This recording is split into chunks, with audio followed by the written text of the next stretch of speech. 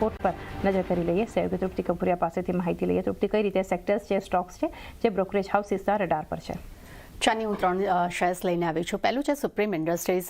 Result બાદ એક negative report અહીંયા આપણને સેલેસે તરફથી આવતો જોવા મળી રહ્યો છે. તેમને હોલ્ડ રેટિંગ આપ્યા છે. લક્ષ્યાંક તેમને ઘટાડીને 4,275 પ્રતિ શેર કર્યા છે.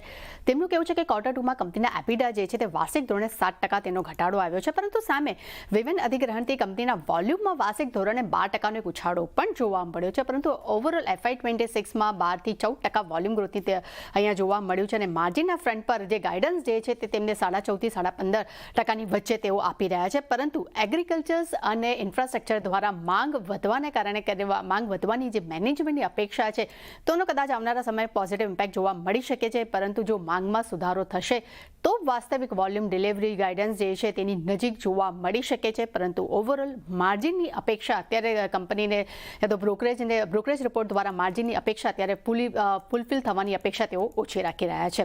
બીજી તરફ અગર SRF પર નજર કરશું, અહીંયા પણ નેગેટિવ રિપોર્ટ જોવા મળી રહ્યો છે. મોર્ગન સ્ટેનલે તે રિઝલ્ટ બાદ અહીંયા તેઓ અંડરવેટ રેટિંગનો રિપોર્ટ આપી રહ્યા છે.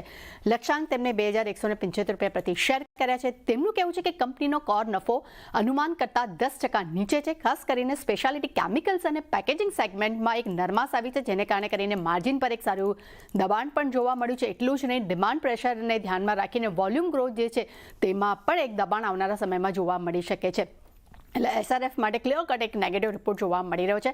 અને છેલ્લે ત્રીજો રિપોર્ટ જે છે ગોલ્ડ ઉપર, ખાસ કરીને સોના પર સિટી તરફથી રિપોર્ટ આવ્યો છે. તેમનું કહેવું છે કે સોનું જે છે તે હવે $4,000 બેરિશ લક્ષ્ય પર તે પહોંચી ચૂક્યું છે. આવનારા સમયમાં સોનું તેમને લગભગ $3,800 સુધી પહોંચવાની તેઓ અપેક્ષા રાખી રહ્યા છે. એટલે કે અહીંથી સોનું ઘટી શકે છે. પરંતુ તેમનું એ પણ કહેવું છે કે 100 DMAનો જે સોનાનો સપોર્ટ જે છે એ છે $3,600નો, ત્યાં સુધી આવવાની તેઓ ધારણા રાખી રહ્યા છે. અને સાથે તેમને એનું રીઝન પણ આપ્યું છે. તેમનું કહેવું છે કે ટ્રમ્પની ડીલ માટેનો જે દ્રષ્ટિકોણ છે અને યુએસમાં હવે શટડાઉન ખતમ થવાની જે અપેક્ષા લાગી રહી છે તેને કારણે કરીને અહીંયા સોનાના પ્રાઇસમાં એક ઘટાડો આવી શકે, જેનો સારો ફાયદો આપણે ખાસ કરીને સરકારી આપણી જે કંપનીઓ જે છે જે ટાઇટન્સ કંપની છે એમને આવનારા સમયમાં એક ફાયદો જોવા મળી શકે છે. એટલે ચાની ડેફિનેટલી ત્રણેય બ્રોકરેજ રિપોર્ટ છે, ત્રણેય થોડા ઘણા એક નેગેટિવ છે. પરંતુ હા, ગોલ્ડમાં અગર જો ઘટાડો આવશે તો ખાસ કરીને આપણા ભારતીય કંપનીઓ માટે એક બેનિફિટ થશે ને ડેફિનેટલી આપણા ઇન્ડેક્સ માટે પણ એક આવનારા સમયમાં ખરીદારી તક જોવા મળી શકે છે. જી તૃપ્તિ, આભાર આપનો.